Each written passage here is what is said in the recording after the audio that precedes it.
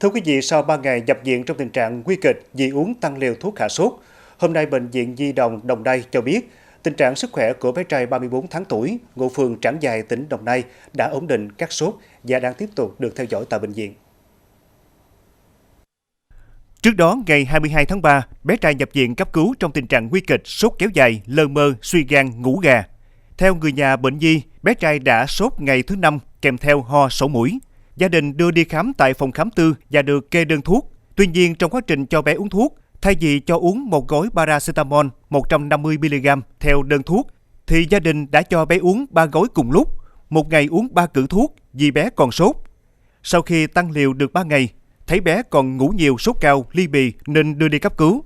Rất may bé được đưa đến bệnh viện kịp thời.